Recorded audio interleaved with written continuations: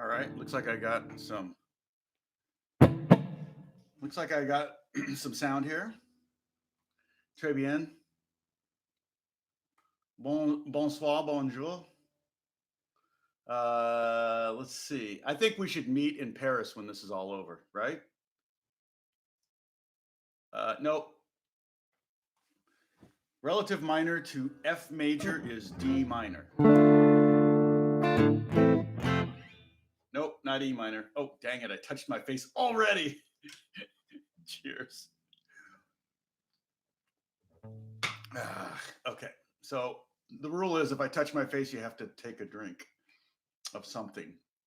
All right, I'm going to play the jazz. We're going to have a little Love Connection chat room right here. So I'm going to underscore for you so that you guys can carry on. But I'm going to use the new scale only. That this is the D form diatonic scale that we're going to learn. D form. I already wrote it out. So I'll hold it up right now so you can take a screenshot real quick. So there's our C form, A form, G, E, and there's the D form. And this is way up. I didn't write the fret. Sorry. It's way up at the 12th fret. But actually, the bottom notes are at the 11th fret. This is the one where the D form pentatonic was the only one we had to shift on. It was the only 5-fret pentatonic scale, and kind of my least favorite. This is one of those examples, or this is one of the few times where I feel like the diatonic scale is easier to learn than the pentatonic scale. The diatonic scale is a little bit more symmetrical to me than the pentatonic version. So again, diatonic 7 notes, and that bottom note on this one is E. So the lowest D is pretty high up the fretboard. Okay. And AJ has been creating a kind of more professional looking version of this. So when he finishes it after today, he'll finish it. I don't know if you're there, AJ, but hey, Paul Becker. Wow, long time. I've been trying to get in touch with you. Anyway, when AJ is creating a more professional looking, and when he's done with that, I'll put it in my Dropbox and then put a link on. I'll put it up on my Facebook page so you guys can see it there, and I'll also put it on my YouTube page, and I'll also put it on the link on this video in the info section. Okay, so here's that George Benson D. The progression again is that I'm playing over is just basically D major 7, B minor 7 to E minor 7, kind of a G over A, I guess, or A sus, basically an A7 chord. That's the chord progression I'm playing over. And why did you do that? Okay, so here we go. Just a little bit of smooth jazz to kind of. I know it's lame, but it actually is really, really easy to play over. So that's why I made it that way.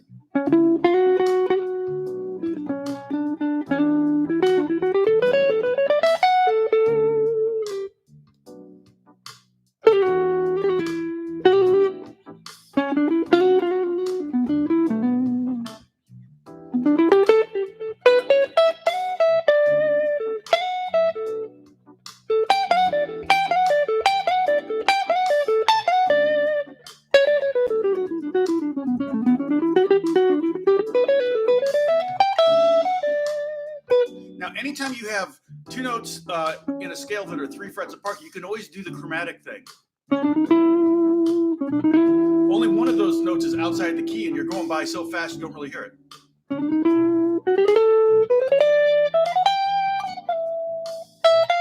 It's even true with the whole step. 2 frets, you can always play the note in between if you go by quick. It's called a chromatic passing tone.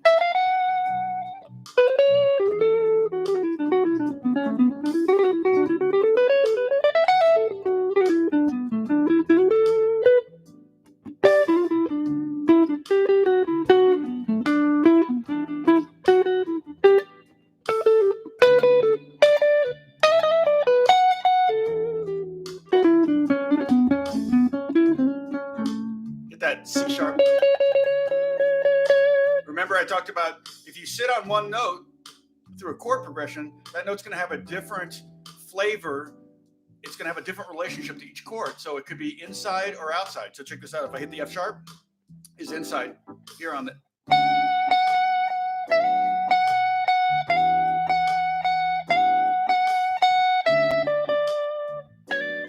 D. So you don't have to play a lot of notes to have an interesting solo. You can take 2 notes and do this thing.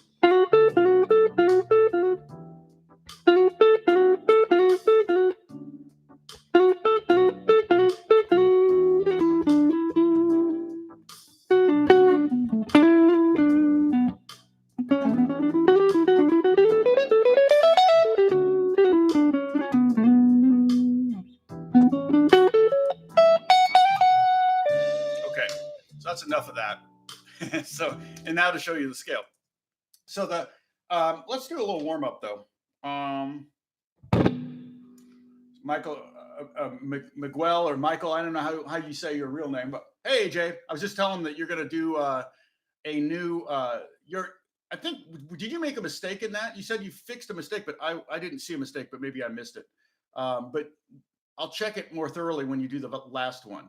So AJ is actually going to create a JPEG or a PDF or something that I can upload to my Dropbox, and then you guys can all download and print up or whatever. That's a little bit prettier than what I'm doing, more professional looking. Hey, David. Okay, I'll see you tomorrow. Take care of your mom. Be safe. So just one more time, just go ahead and do a screen cap with my face, and then or screenshot, and then without my face. And it's this one. This is the new one here. Okay. So the D form. Okay. And just a reminder, if you're new, we've been talking for the last 12 days about the CAGED method, and the CAGED method is just a way to see your fretboard with familiar shapes, to kind of learn all the shapes, scales. We started with the shapes, and we moved to the pentatonic scales that fit on top of those shapes. And now we're down to the last diatonic scale that fits on top of the last shape we're doing, which is the D shape, because we're spelling the word CAGED, CAGED. So like I said before, you play a C chord, that's the C shape, this is the A shape, this is the G shape, this is the E shape, and this is the D shape. And you just start to see them all up and down the neck, and they connect in that order up and down the fretboard. So once you learn that, then you know, oh, okay, the next shape is the A shape. So there it is. There's the C chord played like an A chord. The next shape after A is G. Here's the G shape played like a C chord, as a C chord. Here's the E played at the. We're playing it. I'm at the 8th fret. Okay, and then the D is the last one. But now we're actually going to be in the key of D. So we started with the C shape up here. We went to A, G, E, and D. And this is the last one we're going to do. So if you're playing acoustic, it's going to be a little tough maybe to reach this. But I'll show you a trick that I learned studying classical guitar. When you are playing high up on the fretboard here, the technique changes. Of course, the proper technique is to have your left leg up, which I don't have anything to put it on right now. But and to get the thumb over here like this, and then you're reaching up like that. That's the technique. Now this scale is going to kind of be up in there. It's going to be a little bit tight for anybody playing acoustic if your fretboard connects at the 12th fret. If you have a 14th fret one, it won't be a problem. My Taylor is a 14th fret, so most guitars are like that. But then if you have like a slot head, like a classical guitar, or a slot head acoustic, those usually connect at the 12th fret. So you're going to have a little bit more difficulty. I don't know. Let's try this real quick. Let's see if we can do this. My killer finger independence exercise. I don't know if any of you have seen that one, but basically what you do, let's go to the 5th fret, and put all 4 fingers on each fret, right on the bottom string, like that. Okay, now we're gonna walk up the strings using our 1st and 2nd finger only, like this. Oh, great! Acoustic has a cutaway. That's perfect. Yeah, if it has a cutaway, you probably shouldn't have a problem. Now, the idea here is to keep these 2 fingers down while you're walking these 2 fingers up. This one's not hard. I have a hard time with this, though. Okay, so don't think this is easy for me even. The idea is to kind of separate the you know, the connectivity of these fingers so that they will work independently and do what you tell them to do. That's the dream. Okay.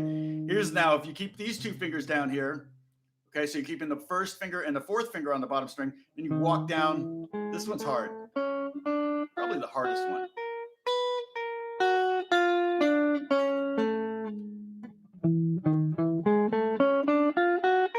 And I call it the killer finger independent exercise. It's on my exercises. Here. Let's see. I have another version that I did recently of it. Where is this? No. I needed to open this up, all these up beforehand. Why am I not? Here we go. I have 8 of these, 8 different exercises. I think there's some redundancy here though. Copy. So here's a playlist that you can save and go to some of these exercises as you advance. And they're great warm-ups. Okay, the next one actually maybe even harder, I'm not sure, but keep these 2 fingers down, the first and second finger down on the bottom string, and then walk down with your. That's pretty hard, even for me. So don't think that like it's going to be impossible for you. Right? I know. I mentioned this before. Now I'm doing the 2 outside fingers. And if you can only do maybe 2 strings like this, then that's even helps. And then you can maybe add the next string. You know, and if it's even way too hard, you can even move up further where the frets are smaller and it's even closer together. It might be a little bit easier because your hand's closer to your body. Down here, it's going to be, I think, harder because you really got to stretch. I can feel that more than I can feel it here. Okay. And then if we do pull down the first and third finger, and then we do the second and fourth, basically all 6 iterations. You could probably do more iterations if you just held down 1 finger and did 3 fingers like this. I should probably do that one too, post that video. The variation on, okay, we have one more, sorry. Hold down the second and fourth, and we're gonna walk the first and third. That's hard. I'm not gonna lie. I would never lie to you guys.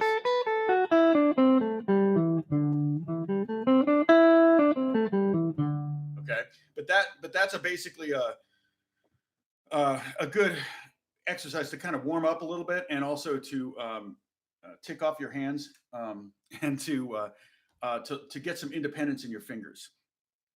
We can do the simpler one right now if you want. We can go on the first string, 1, 1, 4, 3, 4, 2, 4, 3, 4. Let's do a little bit of that. 1, 4, 3, 4, 2, 4, 3, 4. Every other note is your pinky.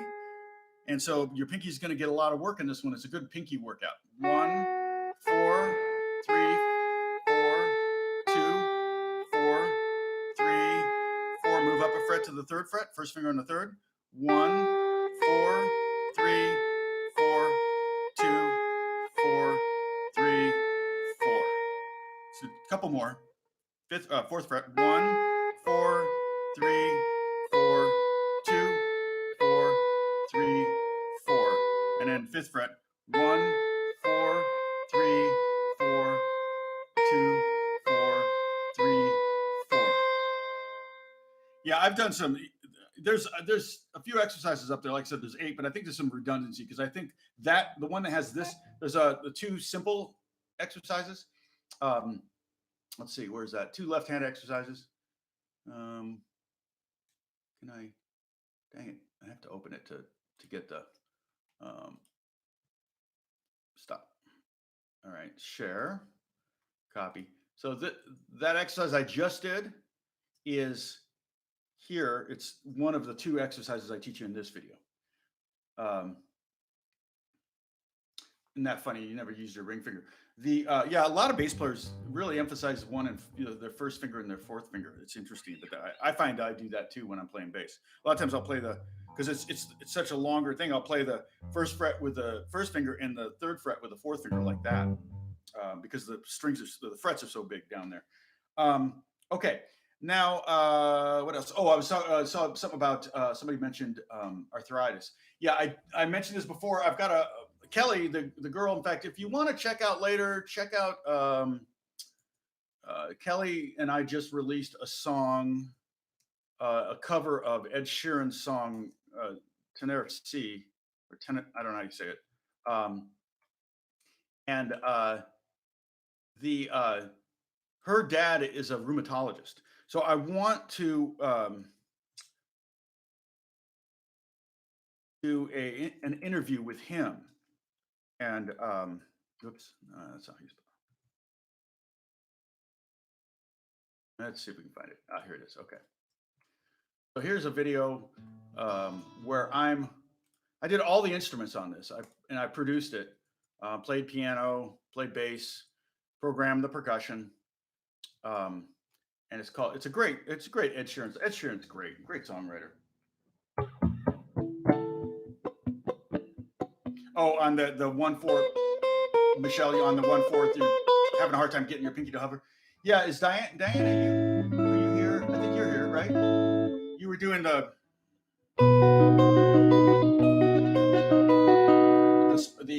you're doing Romance for Guitar, right? I think that's right. Yeah, their teacher has it right. That he's doing it. That's how I learned it too.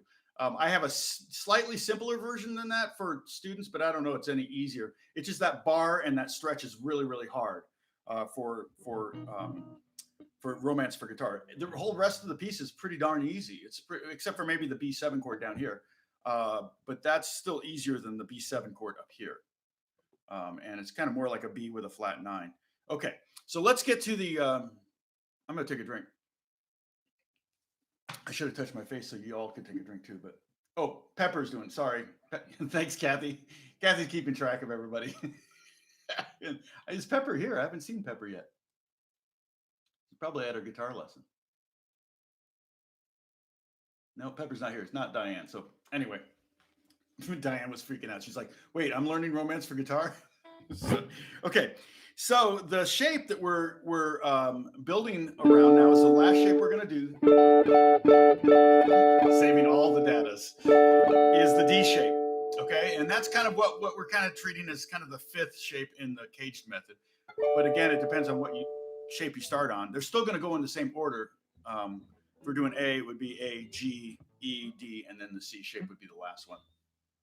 But here we're doing it in D, where we started with the C shape, and we ended up here at the D shape. So basically, that would be, you could think of it as X, 12, 14, 15, oops.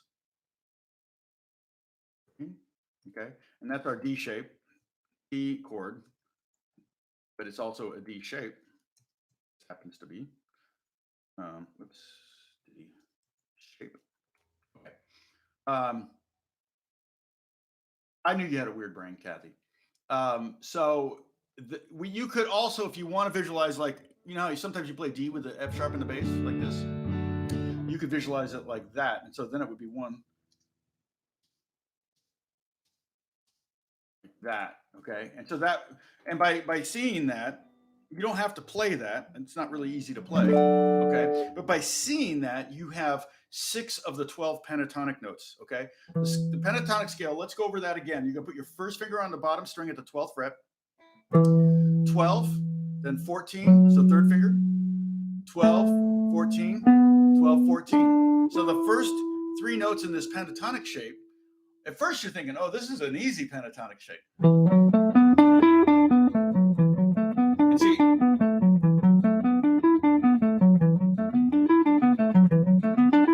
and Michelle, you can see I'm tucking my pinky away too. My pinky's not up. Okay, but then we get to the next note and we have to go down to the 11th fret, and then we go to the 14th, and then we have to shift back up to the 12th fret and go to 12, 15. So we get this. Okay, so we have a shift, and those are the same 4 notes we played in pentatonic number 1. It was very easy to play. This is our favorite pentatonic, and this is our least favorite pentatonic, and it's the only pentatonic of all 5 that has a shift in it.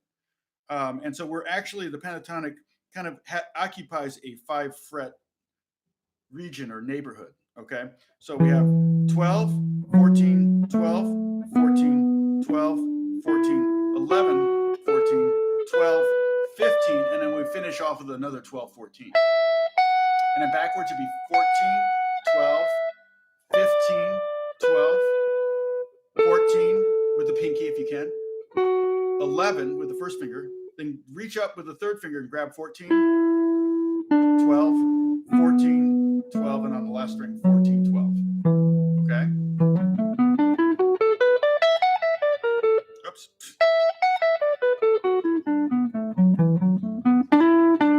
Okay, so there's, in fact, that's the lowest D we have in it. So it's also, that's another problem with this pentatonic, because we don't have like a really nice low D or tonic or root note that we can resolve to. Okay, but I feel like the diatonic scale on this almost feels better. We still have to shift. Of the 5 diatonic scales that we've done so far, 3 of them have a shift, and only 2 of them are in one position. Okay, so the C form and the E form are both just over 4 frets alone, but you'll notice the A form had a shift, and the G form had a shift, and now the D form has a shift. But in this example, on the D form, when we shift, we're shifting down for 2 strings at a time. So it's not like we're just shifting down for 1 string. So to me, it almost makes more sense. So we're going to start out the bottom string, 12th fret, 12, 14, 15. It's pretty small up there. Okay.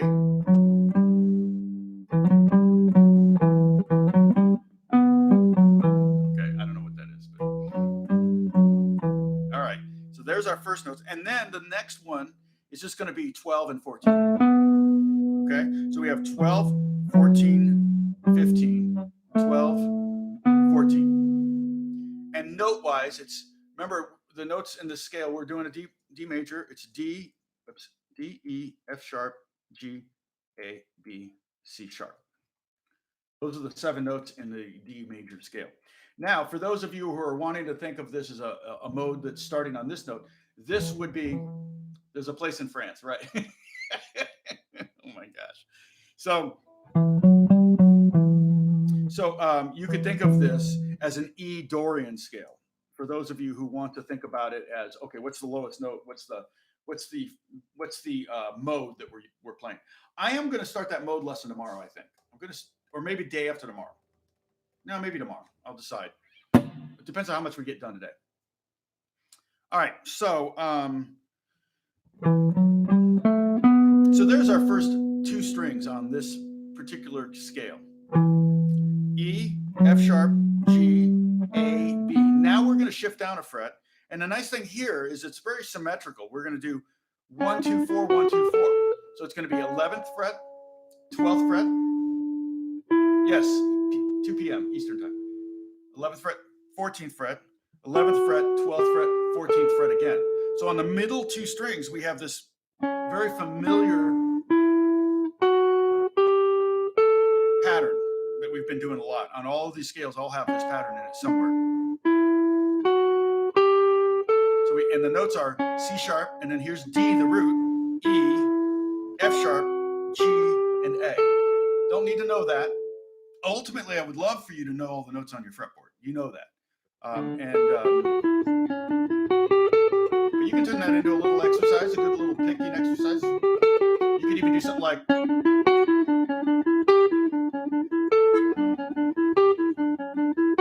where I'm playing the bottom 3 notes and then playing one of the top ones. Doing it again. Playing the second top one, and then playing the third top, like that.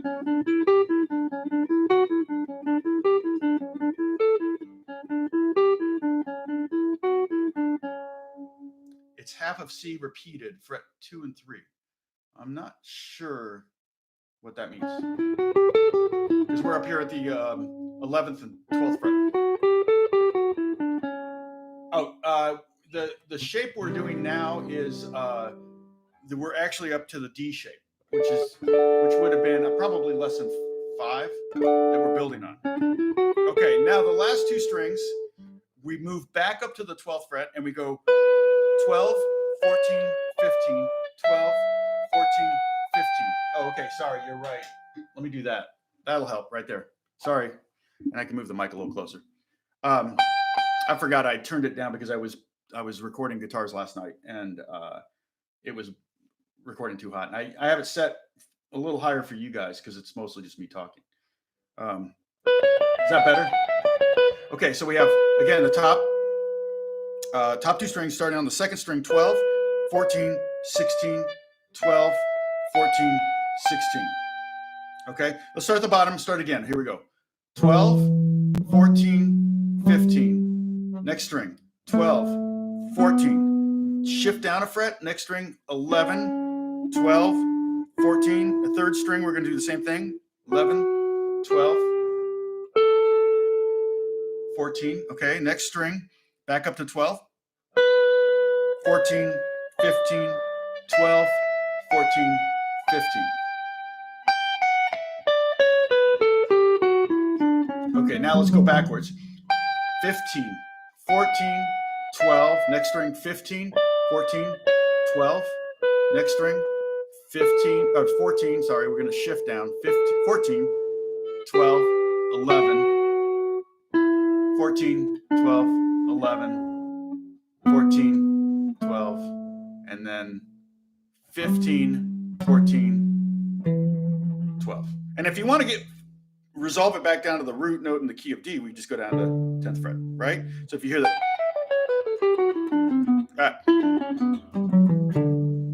that way you can kind of get that final resolution. Sorry about that. You know what? It's a bummer too, because that means the first 25 minutes of this video is going to be too quiet. I might be able to adjust that actually in post. I can do that if I edit. So let's see. The C shape is in lesson 1. We talked about the C shape and the pentatonics built around it. Okay, so I'm going to hold this up again one more time so you all can do screenshots. And this is the new one here. Okay, hopefully you can see that. AJ is going to do much better looking versions of this so that you can, and I'll upload it and then you guys can download it. Thank you, AJ. And then I wrote out all 5 of them on the fretboard so that you can see. I've got to circle a couple things. Hold on. I've got to circle a couple D notes and X out a couple Bs. Capped. And here's, and get ready to cap again. Here is all 5 of them on the fretboard. And that's basically in that, what you're looking at there, that's every note in the key of D in the first 15 frets, not including open strings. All open strings would be in the key of D as well. Okay. So that, and I love, the brackets there where you can see how the C form shares a bunch of notes with the A form, and the A form shares a bunch of notes with the G form. I think it was more obvious with the pentatonic one. When I did the thing in the pentatonic, it was much more obvious when like I always say, like they say, the bottom of the C form is the top of the A form, and the bottom of the A form is the top of the G form, and the bottom of the G form is the top of the E form. With the pentatonic shapes, I really like how you can see how they're all really connected. It's a lot more information, it feels like, even though it's just 2 more notes per scale. It just seems like a lot more information with the diatonic. But these are all the diatonic shapes in the first 15 frets in the key of D. And that's completely movable. So this thing could be turned into, you could do this, AJ, if you wanted a homework assignment, you could do it in other keys as well. That would be crazy. Although I find, and I think this is good to have these diagrams, I find that you can lull yourself into a sense of knowledge by just owning these diagrams, but not actually owning them on the fretboard. And so I find that, again, what you want to do is if you're gonna play in a new key, say if I were to do this George Benson thing in the key of C, for example, then what you would do is you would start out, find the 5 chord shapes, okay, the C, the A shape, the G shape, the E shape, and the D shape in C. Find those, and then the next thing you want to do is find the scales that go with them. So like the A, the different pentatonics that go with those shapes in that key, and then add the diatonic notes. Kind of learn it that way, kind of building from the bottom, build a foundation of the chord shapes, add to that foundation with the pentatonic shapes on top of it, and then add to that with the diatonic shapes on top of that. And I think then you've got a pretty solid foundation of understanding, learning the fretboard, at least for that song. You don't need, see, here's the thing. If you tell yourself you have to learn all 12 keys, all of these scales in all 12 keys, just not going to do it. I don't G flat, I don't very often have to play an F sharp. And here's what happens too. If you are adept at your fretboard, and you know what you're doing. So if you're playing in B minor, you're not having to look at your hands, and you go to B flat minor. B flat minor feels exactly like B minor. They feel exactly the same.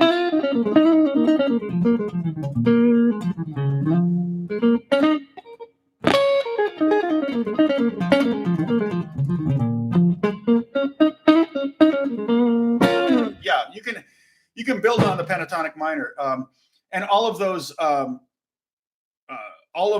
shapes that I'm talking about, they're relative to C major. They're also relative to A minor. So this shape here is right here next to the A, what you might think of as the A minor pentatonic, which would be correct.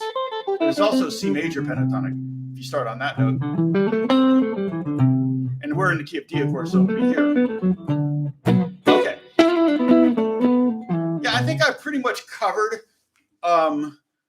just the mechanics of the CAGED method, the basics.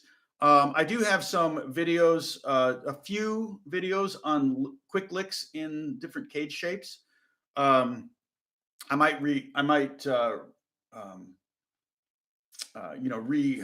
investigate that and doing some more of those in the future. I don't know. I'm not sure what. I know I want to do a review of the Gold Tone, because I don't think there are many reviews out there of that Irish bouzouki. So I'm probably going to do a review of that.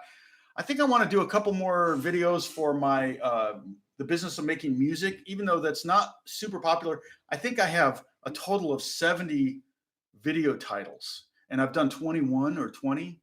And so I wouldn't mind kind of adding to that for all the young kids that want to try to get into the music business. And the great thing about those videos, they're not guitar centric. So really, I don't even have a guitar in my hand generally, I don't think, and in any of them. And I did that on purpose because I wanted bass players and keyboard players and drummers and singers and string players and record producers and songwriters and film composers all to be able to kind of watch those videos. And what I do in that series, and I'll put a link up here of, let's see, I don't need that one. Don't need that. I gave you that one. I'll put a link up here, the business of making music. I have 21 videos, but I think one of them is just about the NAMM show. Let's see, copy. And if you know anyone, yeah, not yet, but that's one of the ones I'm going to do. Although Verdi won't be about like the how-to, because there's so many great videos on that.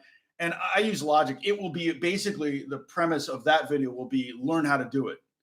No matter what DAW you use. A DAW is a digital audio workstation. Digital audio workstation. In other words, it's a studio. It's what every studio uses. Most professional studios use Pro Tools. I'm seeing a lot of Studio One by Presonus, and I think that's a free one, or it has a free version. I use Logic, which I'm pretty darn used to it. I think it sounds great.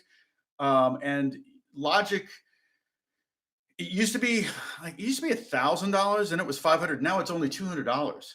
And it comes with an insane amount of software, synthesizers, comes with huge sets of loops, which you don't have to download them all at once. If you don't have a lot of space on your computer, it won't download all the loops. It'll just download the software. So, Pro Tools is what's called proprietary. You pretty much have to have, I paid $200 for Logic. Oh, well, originally I paid $500 for my first version. But and that I think I got it for 500 because I had a friend that worked at the Apple store and he got me a deal back in the day. But um, but now it's only $199. I mean, and I was a little worried when they lowered the price to $199 because I felt like they were going to make it too consumer, and they did change the interface, so it kind of sometimes looks a little bit like GarageBand, which I really don't like. GarageBand to me is kind of clunky, but if you can do GarageBand, it's similar to Logic in that you'll start to get used to it. But I think if you have, you're a pirate. So yeah. So Prosonus, is it Prosonus? Presonus or Prosonus? Presonus. That's what Alex, I think my son Alex uses that. It's I forget what it's called, but there's a bunch of them. But the main three that I think of when I think of DAWs, digital audio workstations, Logic, Pro Tools, and Digital Performer, which is actually one of the original ones. Digital Performer used to be just Performer, which was just MIDI software, and it was like you could connect your computer to all your keyboards through MIDI, and it was like, what? So you could literally like program your keyboards to play through MIDI. Now you couldn't. That was before they had digital audio, so we're talking like 80s, late 80s, maybe even early 90s. I'm trying to think. I probably got my first digital.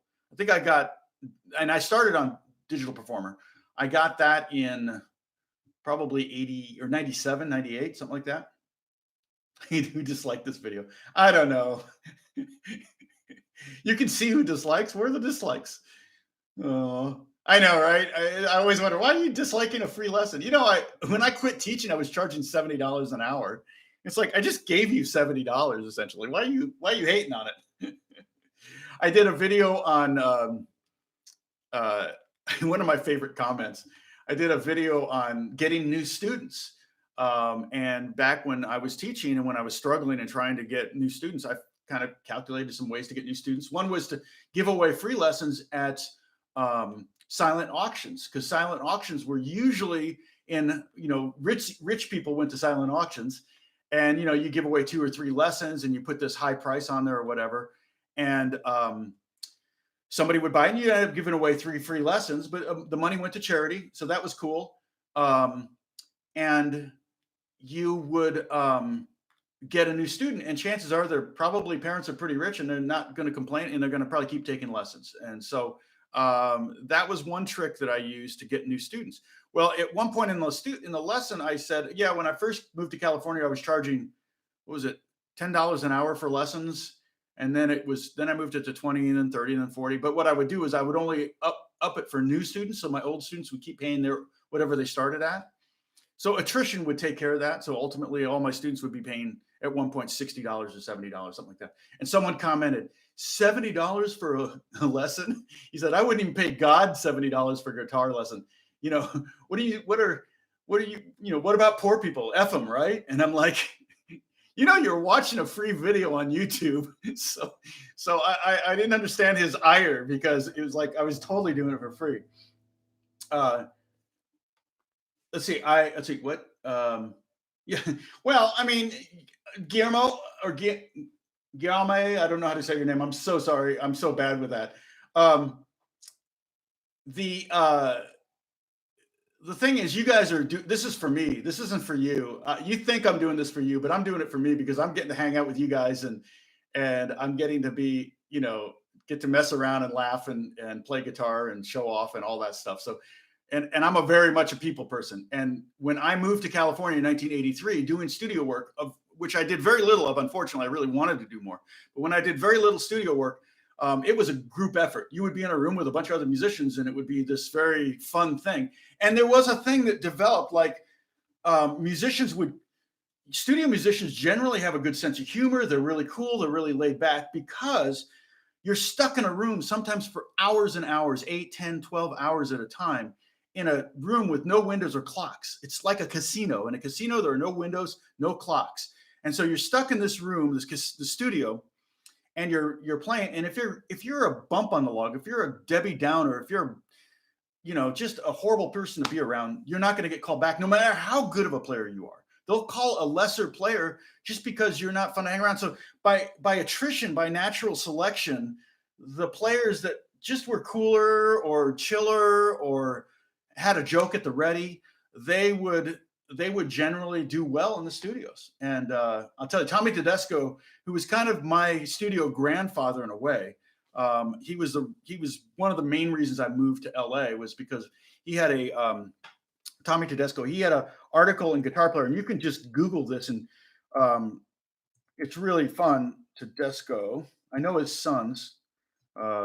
He had a thing in Guitar Player called Studio Log, and if you log, how do you spell log? Log.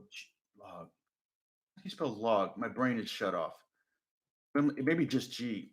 Maybe it's just G log. I don't know why I think that looks weird, but if you Google Tommy Tadesco Studio Log PDF, you can find PDFs that people have created from all the Guitar Player magazine articles they did, and it was a monthly thing.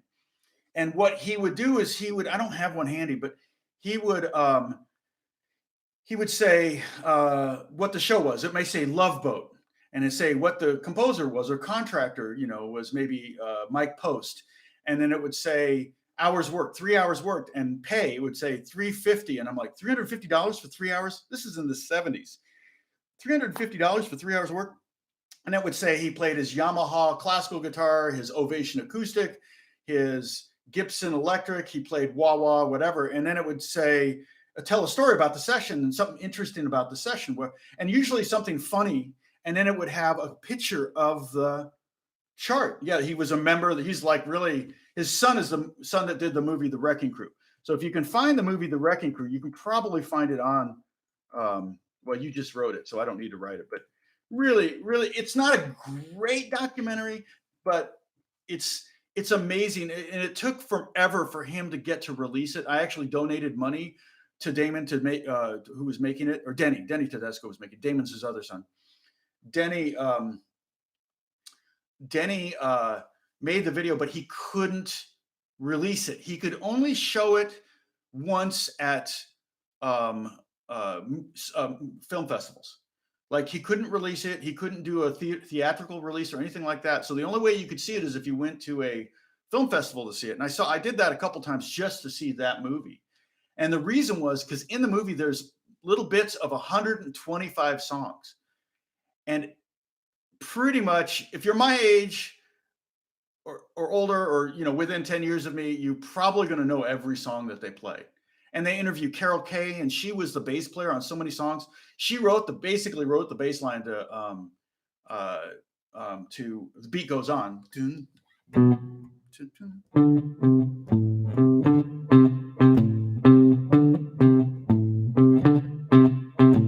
goes on, right? And she said that, but the music said, that's what the music said. And she said, this is boring. She said, this is more interesting. And they kind of came up with, and I think Phil Spector was producing, because that's a Sonny and Cher song. And Sonny and Cher were actually like hanging around Phil Spector sessions, and that's how they got into the business. And, but the Wrecking Crew played on Beach Boys songs, on Frank Sinatra, Nancy Sinatra, These Boots Were Made for Walking. They played on soundtracks like Pink Panther, Elvis Presley songs, Paul Anka. I mean, the Temptations, just Association, so many Monkeys. It's all these same group of musicians, and it's kind of a vague list of musicians. They don't really know. There's claims as many as 30 musicians claim to be part of it, but they kind of say it's more like a 15 to 20. Especially if you talk about rhythm section, because the horn players, they would be at some sessions, but not at all sessions, and some string players would not be at any session. So, but anyone that played on a lot of those records could be considered part of the Wrecking Crew. And the drummer, Hal Blaine, is the one that came up with the term, and he came up with it years later. Like, they weren't called the Wrecking Crew at the time. It wasn't like the contract or the composer said, or the songwriter or the record producer said, hey, call the Wrecking Crew, and they would call these musicians. They would just call these musicians. And I actually wrote, I've written a TV pilot based on this a little bit later than that, kind of like 1970 in Los Angeles, kind of a Mad Men in LA in the record business and in the studio business. And I've written a pilot and what's called a show Bible, which is a show Bible can be, a few episodes. I did actually I charted out the next 20 episodes. Like, I love writing. I've written a lot of this is something you wouldn't know about me, but I've written a lot of screenplays. Not had anything produced, obviously, but it's just fun because you feel like God. You're creating a story, you're creating histories, you're creating futures. It's just, you can create worlds. I mean, whoever wrote Avatar created that whole thing. I haven't done any science fiction. Most of mine I've done a little bit of everything, like just for fun. But that's Chet Atkins. He wasn't a member of that because but Chet Atkins is an amazing person because he started out as a guitar player and then he, became a songwriter, then he became an artist, then he became a record producer, and then he was freaking president of RCA Records. So Chet Atkins is very much, but he did all of that pretty much in, old is definitely relative. I mean, when I was 18, anyone who was 58 would be considered, archaic. And my parents that was older than my parents when I was 18. So it's weird. Age is a weird thing. And Chet Atkins is a great guitar player to study. I mean, his facility, especially his right hand, but his left hand stuff. I mean, it's just watching videos of Chet Atkins is crazy. Glenn Campbell was a member of the Wrecking Crew. He was a legitimate member. And he went on to become a star. It was pretty funny. This is pretty good stories. But Tommy Tadesco, he went, he was doing this. He came from Buffalo. I've read his biography. I've talked to his sons. In fact, Denny told me about a story that Tommy said that didn't make the movie, but was kind of classic Tommy. Tommy was, I've heard many stories about Tommy. Somebody asked Tommy, they said, did it bother you that you played on all these major hit #1 records that went on to make millions of dollars for the producers and for the artists, for the songwriters, and you just got your, $120 session fee or whatever? And he says, yeah. He says, I've played on a lot of hits. He said, but I've played on a lot more dogs and I never once gave the money back. So, when he runs, when he runs the numbers, he probably realized he made more money playing on songs that never were hits than the people that made the hits. So the other, I have a story that, so the reason I kind of feel like I'm a little bit like his musical grandson is because a friend of mine that gave me some of his work, a guy named Joe DeBlasio, who I really, really want to interview for my channel. But he's kind of in the middle of a lawsuit right now with Pink Floyd of all people. And until I know how that turns out, that was really going to be a big part of the interview, and we can't talk about it. If you know what I mean, you can't when there's a lawsuit, you can't talk about it. But my friend Joe DeBlasio, who was given his career by Tommy saw Joe 2 weekends in a row at 2 different weddings and was impressed by his playing and said, "Come to my house on Monday. I want to see if you can sight read." And Joe said he didn't sleep that night, stayed up all night practicing sight reading, went to Tommy's house, blew Tommy away, and Tommy said, "Okay, now Tuesday, come to this studio and you sit next to me and you're working." And so from then on, he was sitting next to Tommy and he played on, BJ and the Bear, and I think that guitar solo. I got to find this out if this is true or not. But the guitar solo on at the end of Officer and a Gentleman, the "Love Lift Us Up," that may be Joe DeBlasio. But then Joe gave me his work, so I kind of feel it gave me some work as he was starting to retire. I feel like he's kind of like Joe's kind of my dad, and then his dad was Tommy Tadesco. I never got to meet Tommy, although, like I said, I've worked and met both of his sons. But one story that Joe told me about Tommy, I kid you not, Tommy rarely had a day off. Rarely. In fact, if you watch the movie Wrecking Crew, Denny says, he goes, "I had great memories with my dad, but when I look at his calendar, I don't know when we would have gotten any time together," because he was doing 4 or 5 sessions 6-7 days a week. And when he wasn't doing sessions, he was playing golf. But one day, Tommy decided to go to the beach. So he goes to the beach. And like I said, it was the first day he'd had off in months. And he falls asleep at the beach, probably Santa Monica, and sleeps on the beach for 8 hours and just gets burned to a crisp. So Tommy's a big guy. And he's just beat red from head to toe, the poor guy. And the next day they have a session. They have a session of a film date with an orchestra. Okay. And typically when you do a film date with an orchestra, the orchestra is, here, You could have 70, 80, 90 people, and then they put the guitar players up front because you don't want the mic, you want the guitar players. And if sometimes they'll put them in the back of baffles, but at this point in time, they were putting them up front, right in front of the conductor, and you'd be watching, reading music and watching the conductor. And Tommy shows up at the session, and he was in such pain. His clothes, they just hurt. So he took off his clothes and did the whole session with like 100 people in the room in his underwear, just his underwear, no top, nothing. And that was Tommy. He was totally fearless, and everybody just, it was, I don't think there are any photos of that. I'm sure there probably are not. Joe has a great story. I can share one of Joe's stories. I probably will ask him about this one if I do an interview with him. He was working on a Bette Midler album with an orchestra.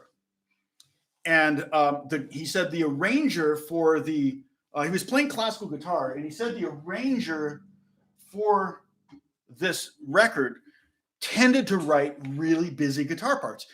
And I don't do orchestra sessions. I've done 2 or 3 in my life. I have played with a lot of orchestras, but usually what I do is I play before or afterwards. I do it from home. I'm a good reader, but I'm not a great reader. Tommy was a great reader, and Joe is a phenomenal reader. I mean, I've seen him read things that, I'm sorry, but string players are great readers because they've been reading since they were 2 years old. But guitar players, we're used to banging out chords and stuff like that. And most guitar players are not very good readers. Most guitar players can't read at all. And there are great guitar players that can't read at all. But Joe was playing this, arrangement, and it was probably, some crazy, really busy guitar part, and he was probably killing it. And Bette Midler's in the booth, and she pushes the button, the talkback button, so that she can talk through a microphone into the booth in the studio where all the musicians are. And she says, "Hey, guitar player, could you not be so busy?" And Joe, like I said, musicians, in the studio, they would always have a joke at the ready. And this was fast. He goes, "Well, I suppose I could start taking Fridays off." And the whole room erupted. Okay, well, Bette Midler, of course, she's a comedian. She's a big star. And, you're probably not going to do well if you're funnier than she is. If you're the funniest person in the room that she's in, she wants to be the funniest person in the room. And so they, eventually they call their standard union, 10-minute break. I think it is, 50 minutes of playing, then 10-minute break. And everybody's leaving, and Bette comes out into the big room where the orchestra's recording, where Joe's sitting there, and she says, "Hey, guitar player, what's in that case?" And then back then, even still, they'll show up with these giant road cases, sometimes 2 of them, giant cases that you flip up, and there's just cases and cases of instruments in there. And he goes, "Well, these are all my guitars." And he opens up the case. He goes, "Well, what's that one?" And, "Oh, that's a mandolin." "Oh, can I see it?" And so he takes it out and shows it to her. And she goes, "What's that?" "Oh, that's a banjo." And he pulls out the banjo. She goes, "What's that?" "Oh, well, that's my steel string guitar." It's like, "What's that?" "Oh, that's one of my electrics." "And what's that?" "Oh, that's a balalaika." And in the 10 minutes, she makes him get all of his instruments out of this case and opened up and out of their cases. And then and then they say, "Okay, break over." And he's just sitting there, and then she leaves the session. She goes home. I'm like, oh man, that's ouch, total bad. Okay, so take a drink. Everybody take a drink. I haven't been touching my face very much. I didn't get a chance to get to coffee. Our Starbucks does have a drive-through, so I can go to it.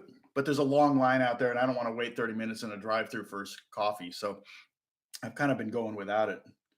Soup. Cheers. Everybody's drinking. It's a very happy chat room. So, okay, let's see. So tomorrow, I think I'm going to start talking about the modes. Okay, you've heard the term mode before.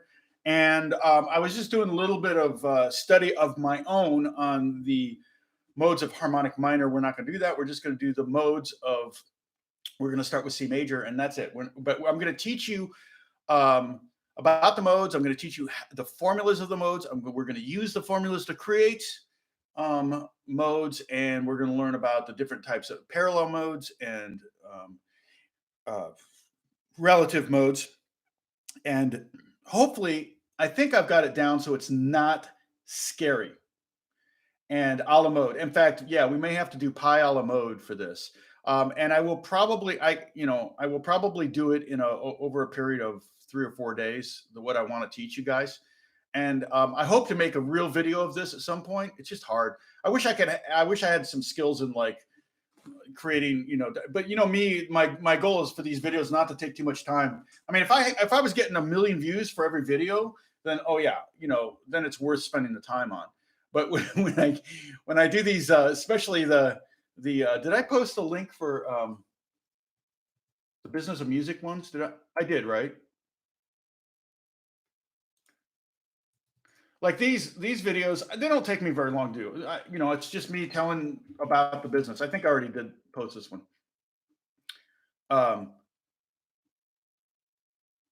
Yeah, you've learned all the mode shapes anyway. And I'm not even going to, this lesson isn't really going to have much guitar in it. It's really going to be, me showing you some stuff on a piece of paper. And then I'm going to have you do work. And so tomorrow have a piece of paper and a pencil ready. And if you want, maybe make a piano keyboard at the top of the paper. Okay. So if you know how to, you can just create a bunch of lines like this. Right. And you go across the bottom and across the top. And then if this is C, the first one is C, then you make a black key right here. And then you make another one like that. And see, there's the first 2 black keys on a piano. And then you skip and you make another one. You do 3 in a row.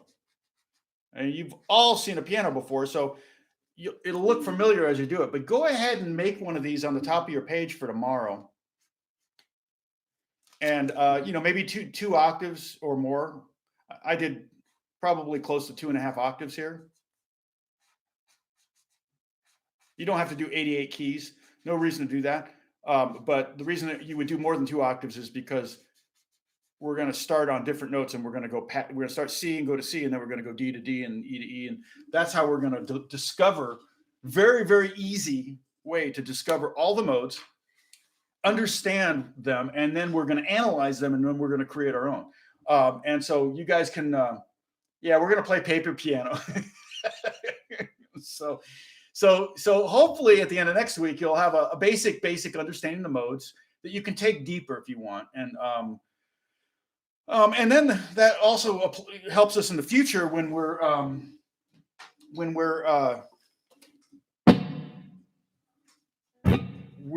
playing, we're talking about things, and if I mention the Dorian mode, your eyes won't glaze over, okay, as much. So I'm going to play this jam track a little bit more. I'm going to play the scales that we did. I'm going to move around to all of them, and I'll try to describe what I'm doing. If you want to get your guitar out, you can hear the jam track. You can go ahead and jam along too. Okay, so here we go, and I'll try not to quote Breezin' too much, or otherwise I might get a takedown notice. Okay, so this is the D shape up here.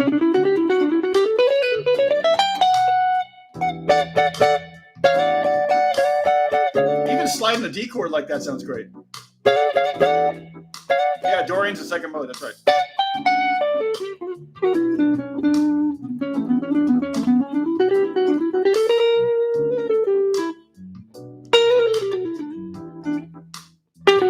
Now I'm down in the E form. So there's the D chord. I'm going to do a little blues.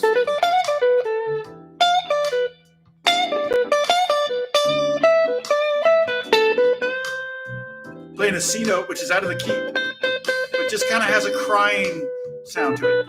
It's the dominant 7th or the flat 7th in the key of D. C sharp is the note that is in the key. C sharp to D.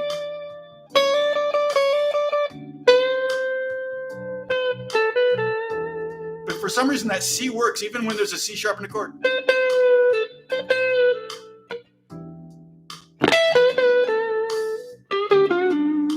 Now I'm playing the the minor pentatonic.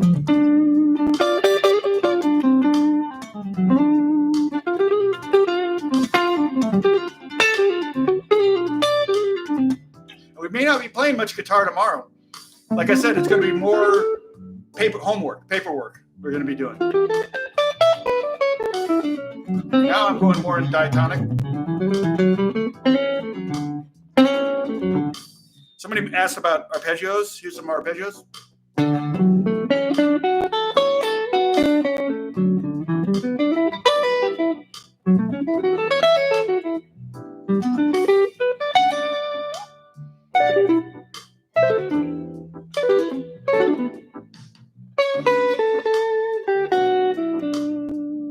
And again, you don't have to play a lot of notes to say something, especially if the chords are moving, because that note will have a different relationship with every chord. That's the ninth. Now it's the 11th. Now it's the root.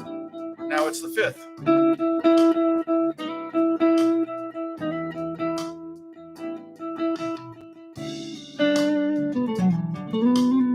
It wants to be played. That's right, Phoebe's. Maybe I'll wear my Joey shirt tomorrow.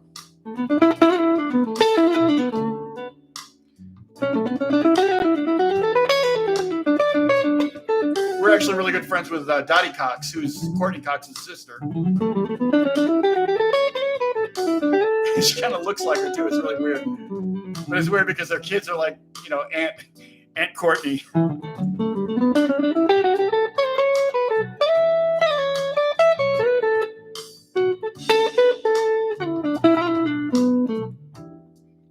I'll just do pentatonic now.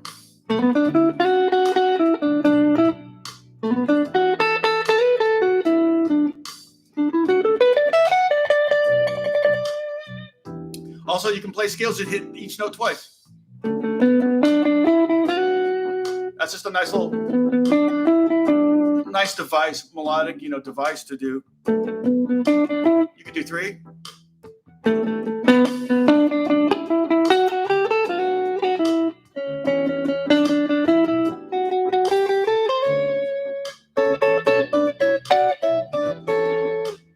That I'm just doing I'm harmonizing a major scale. D, E, F sharp, G, A. And I'm adding the third on top.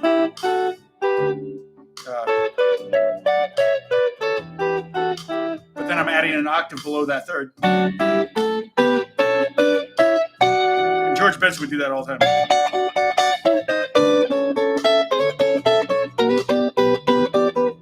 Once I figured that out, it was like a magical moment. I was such a big George Benson fan. I'll tell you as many of you are old enough to remember, but oh man, Rugrats theme song. Is that what it sounds like? I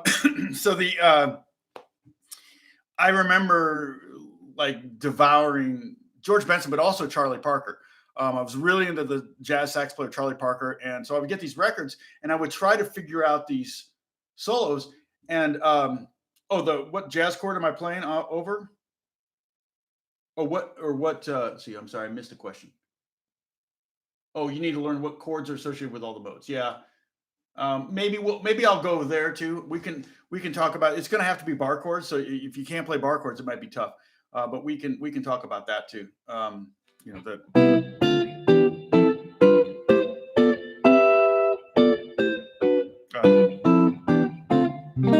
In fact, I may actually do chord theory also. We may talk about that. And that's also something that might happen more on paper than it will happen on guitar.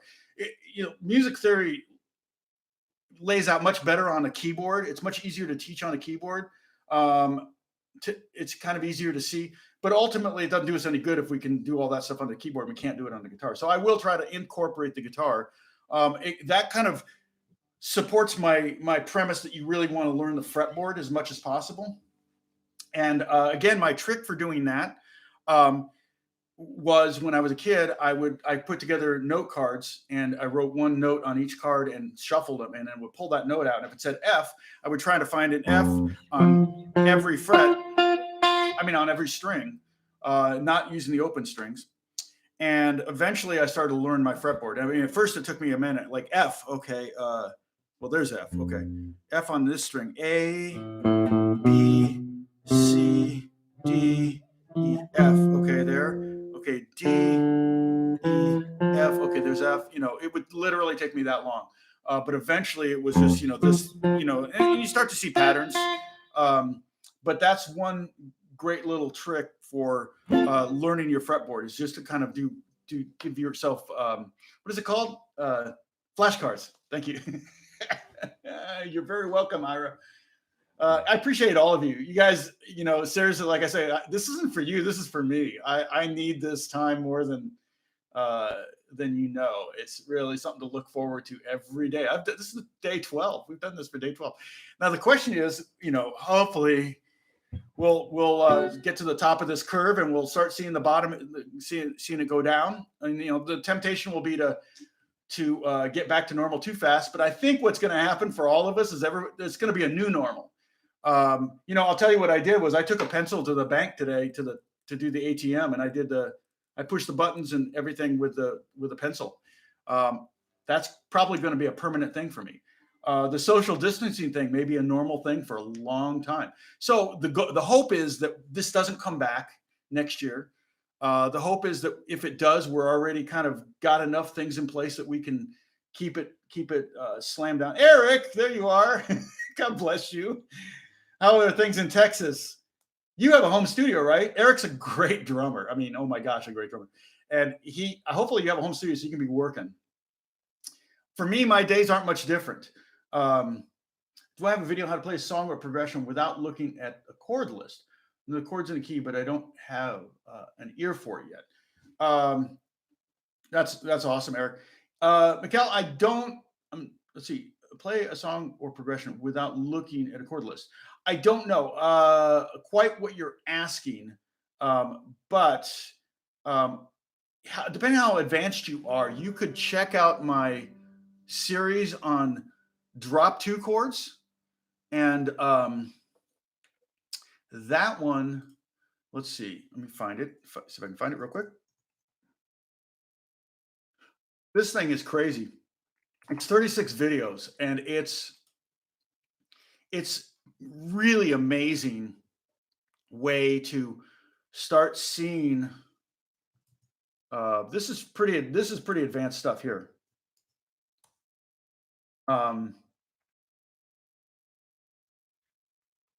Yeah, I agree with you, Verdi. Hopefully not more than a few months. I mean, I hope that summer, we'll see if people want to congregate, because you know, there's so many of my friends are touring musicians, and it would be great if they I mean, I just talked to a good friend of mine who is a drummer.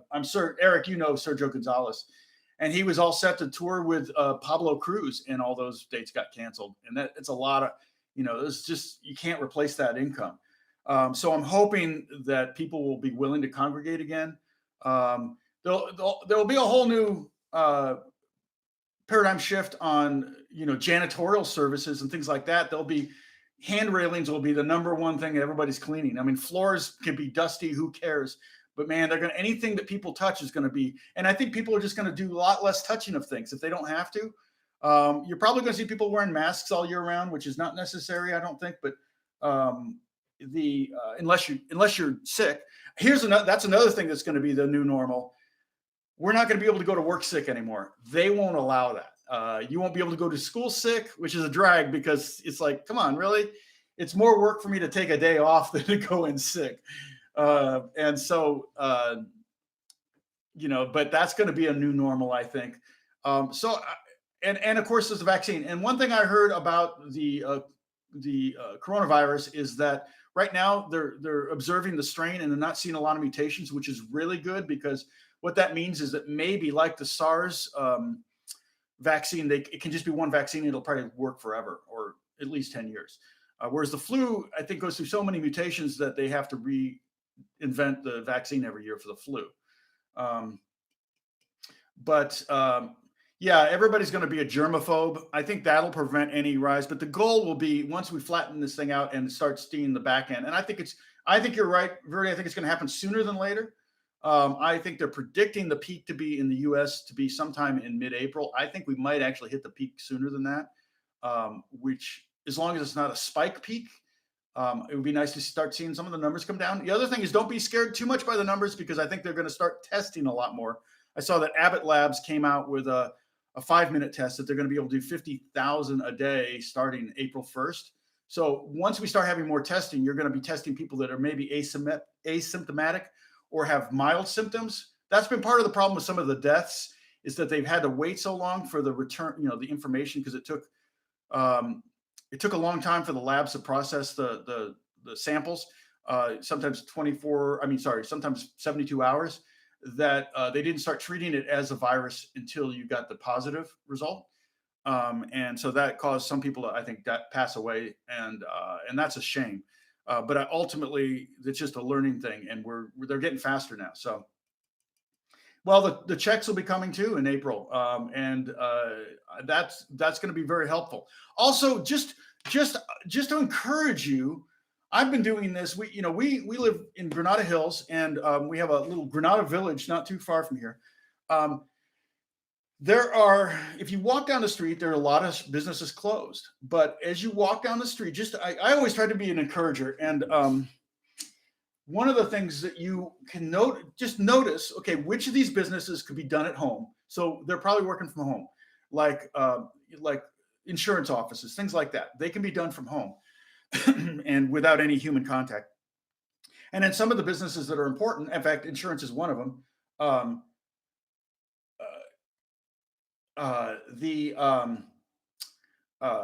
The insurance businesses are, I think, considered one of the vital businesses that can stay open. So they may be open anyway, but a lot of businesses like accounting offices, they can work from home. Things like that. So they may be closed, but they're actually working. And then I ran across, there was a bike shop that was open. And I said, why are you open? And they had a variance on the door. And it said, well, because a lot of people in the essential businesses have to bike to work.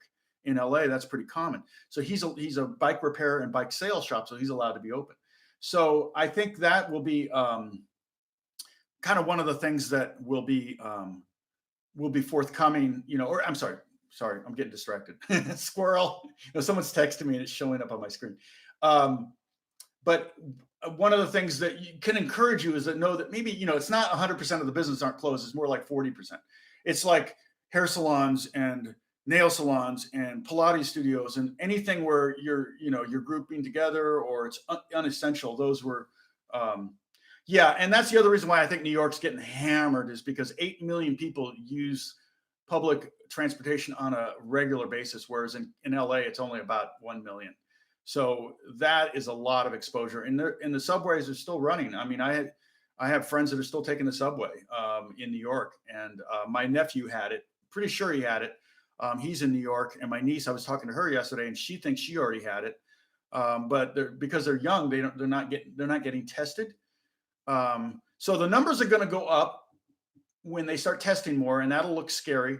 But ultimately, that means when the numbers go up, you'll have a lot of people that are asymptomatic or have very mild versions of it. Whereas right now they're only testing the people with the bad cases. And so then you'll see the percentage of the death rate really start to go down. And so that should encourage us all. And the death rate in Italy is still like at 10% of those tested positive die. And it's just skewed because so few people are getting tested. And they also had bad tests that weren't working. So that also doesn't help. So, and I think I saw an article that said 88% of the tests are post-mortem. So that's, hey, Gary. Squirrel. So tomorrow we're going to start talking about modes. I'm almost done.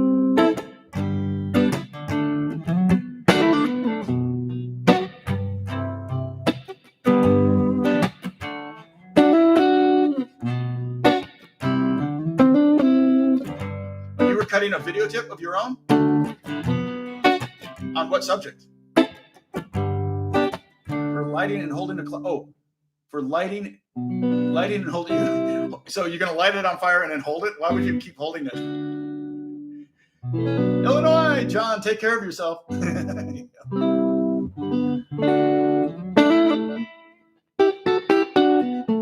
important D, right? Yeah. So anyway, this was lesson number 12. Oh, lighting was winted. Okay. So is it on your YouTube channel? Have you posted it yet?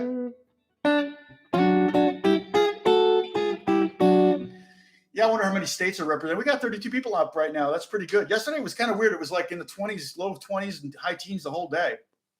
Thank you so much for watching.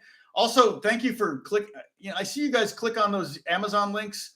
I get a little percentage of anything. If you just do your normal Amazon shopping through one of those links, I get a little piece of that, and that helps. Every little bit helps. I don't really care if you guys give me money through the live chat thing. I mean, some people do, and that's great, but I'm not asking for that.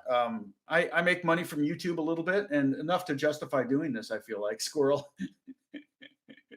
Hey, Steve. Michigan. Yeah, I'm in California. Michigan's getting hammered right now. Hopefully the weather start turning warmer. That will also help with killing the virus. So, but I've got to go because I got to do some writing, and I think actually I'm going to have some lunch. What's for lunch? Oh, you know what? You know what we're doing for lunch today? We're going to go to Jack in the Box drive-thru to get these mini tacos that they have. Oh my gosh. So it comes with this avocado cilantro lime sauce. And it's like 15 mini tacos in a box for $3. You just gave me, it's like the worst. I'm sure it's the worst thing for me.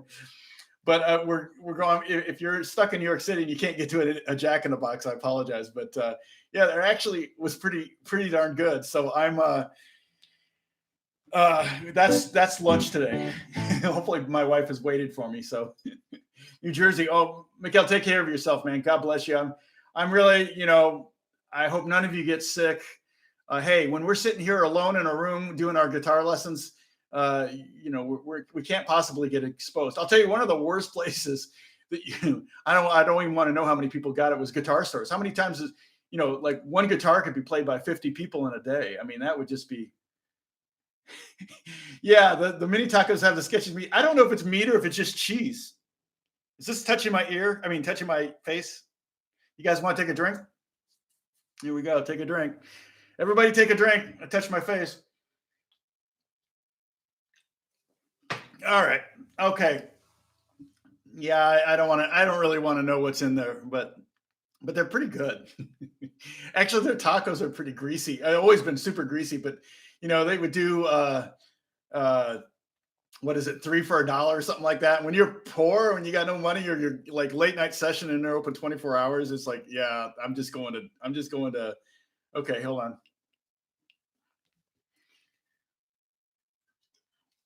I should probably do this closer to happy hour.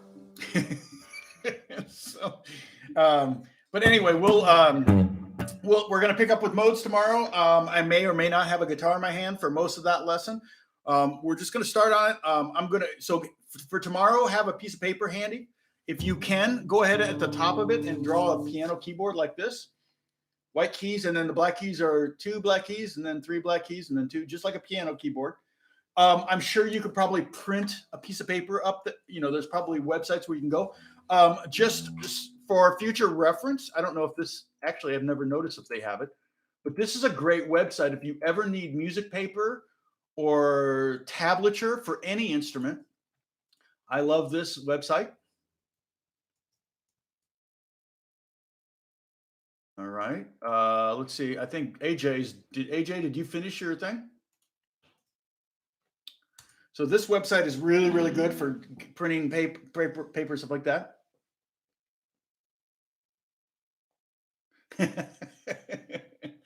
Yeah, Jeff, I agree. So, and then, if you need to print up sheet music or music, so I get asked all the time, should I learn how to read music? It's part of the discipline of being a musician. If you really want to consider yourself a musician, I think music reading is, a legitimate part of that. Although there are great musicians that can't read a lick. I think George Benson can't read a lick. Wes Montgomery couldn't. A lot of my favorite, most blues guitar players can't read a lick. If you want to be an artist, that's different. If you're an artist, No, I wouldn't say that's if you want to be doing records and being the headliner and going and entertaining people, it's not critical to read music, um, but if you want to be a gigging musician, it gives you a leg up, particularly in the guitar arena. Reading music gives you a real leg up on other guitar players, considering that most guitar players can't read. So even if you're in a small town and they're doing a little repertory musical theater kind of thing, you can have a nightly gig doing music theater, many, many nights of the year while you teach in the afternoon or whatever, or, doing gigs in the afternoon, even in the smallest of towns, and have an actual living playing your instrument if you know how to read. Because I would say even among working guitar players, half of them can't read. So you're eliminating half of your competition. And actually, Tim Pierce, who's one of my favorite YouTubers, he's a friend of mine. I don't think he can read, and he does a lot of records, but he doesn't do as many movies or TV shows. This is just this week, and these are just some charts that, from this last week. And so, this. If you can't read, you're not getting this gig. Actually, on this one, I was playing kalimba, not guitar. You know what a kalimba is? Like this was actually a cello line from a thing that I printed up so that I could double it on heavy metal guitar. So I took a cello line, and I do more than I'm asked to do. This is just a little tiny little melody. See, sometimes a piece of music is for a TV show or a movie is very, very short. It's like what they call little bumpers going in and out of commercial or whatever. This one was, I don't remember this one, but yeah, you can see you need to not only know how to read notes, but the rhythmic notation as well. But the thing about the rhythmic notation, even some of the notes not necessarily so, but rhythmic notation, these are all things the rhythms are ones you've already heard somewhere. Like this rhythm is pretty consistent all the way through it. So once you see that the rhythm is the same rhythm for every one of these little phrases, then you're not really reading the rhythm part of it. And the rhythm is bum ba bum bum bum ba bum bum bum bum bum bum. So once you have that, you've heard that dun, dun, dun, dun, on something. So once you get the rhythm, you go, oh, that's familiar. It's the notes changing that you got to kind of pay attention to, because the pitches change and everything. So that makes it more interesting, more difficult. Here's another one that's fairly simple, not very hard. Here's another one of those, I guess, or maybe I printed it twice. I'm not sure why. What was this?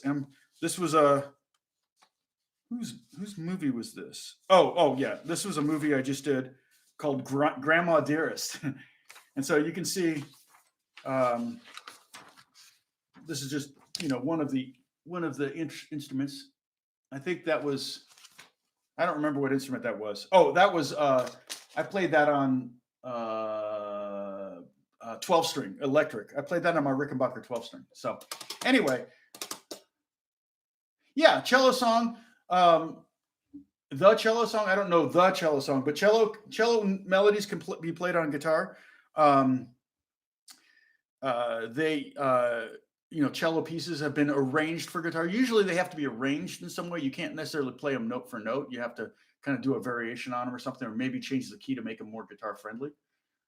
Anyway, so I'll see you tomorrow, Lord willing, and take care of yourself. Thank you so much. I'll leave the live chat up for as long as it goes. Usually goes for like another 5 minutes or so afterwards, so we can all say goodbye. But thanks for watching, and I'll talk to you later. See you tomorrow. Modes tomorrow.